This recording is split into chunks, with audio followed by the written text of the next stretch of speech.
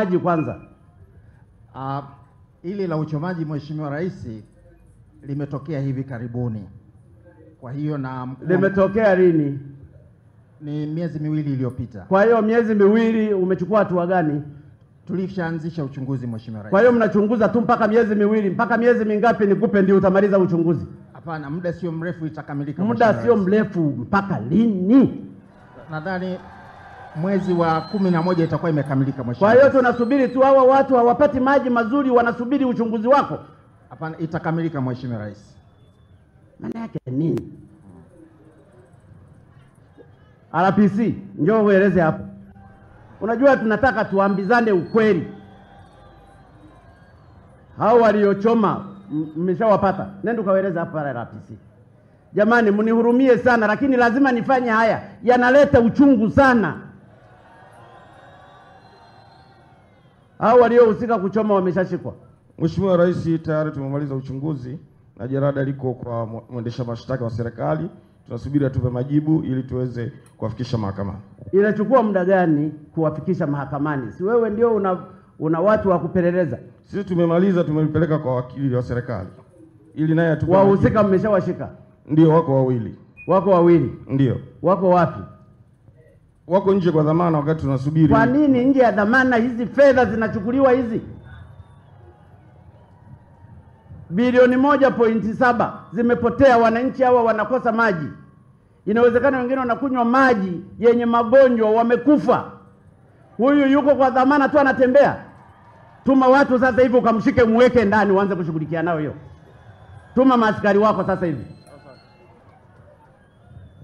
Nataka sasa nawapa siku 7.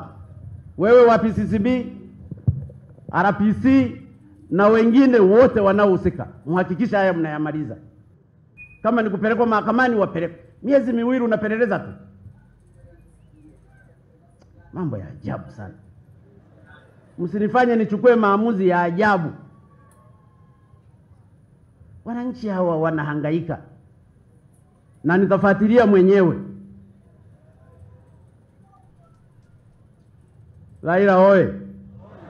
Raila oye. Lakini waziri,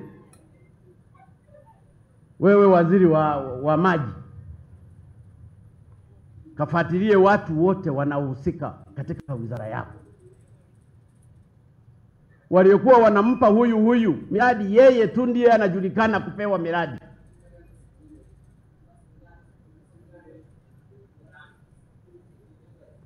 Na watu wa procurement pamoja na contractors registration board wamcheki huyu yote. Miradi yote iwe evaluated upya. Na kwenye hili nataka niwaambie viongozi wenzangu, nitaondoka na watu. Mheshimiwa Kesa amelalamika sana, watu wanampuuzia tu.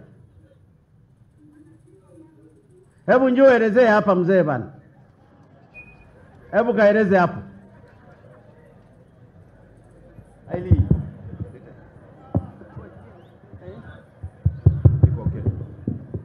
Asante sana Mheshimiwa Rais. Kwanza hana sifa ya ukandarasi na miradi karibu yote mheshimiwa wamempa kinyume cha sheria.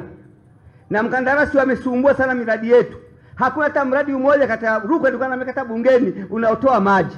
Lakini wanampa pesa, certificate zinaandikwa anapewa pesa na mradi ukamilika.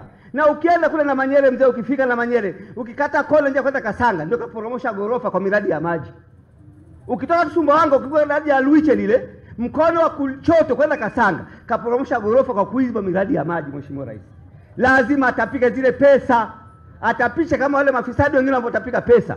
Tunashindwa nchi kuendelea kwa ajili ya sheria hizi mbaya mbaya. Mimi mheshimiwa nishakwambia siku nyingi, hawa namna ni kuwanyonga. Haiwezekani wananchi wanafa kwa kipindupindu, wanafa kukosa madawa, wengine wanabeba pesa mgongoni. Mradi wa Manyere Mheshimiwa Rais alikuwa mpewa mkandarasi kwa bilioni 7.4. Bilioni 7.4. Lakini katika ufuatiliaji wangu kupiga kelele bungeni, huo mradi sasa ni bilioni 3.1.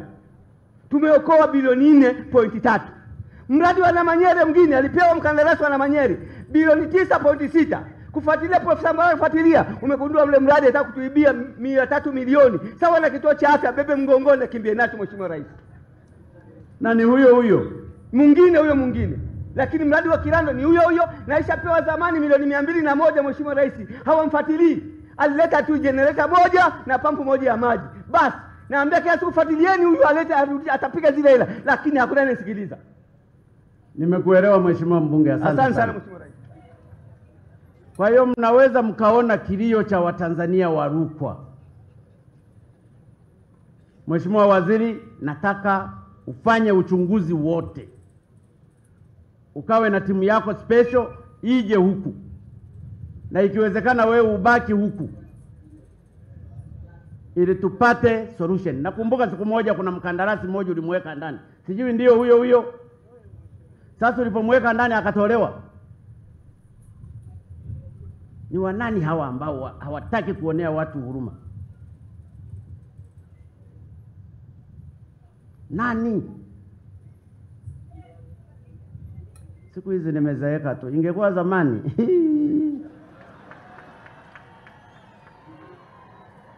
ni aibu.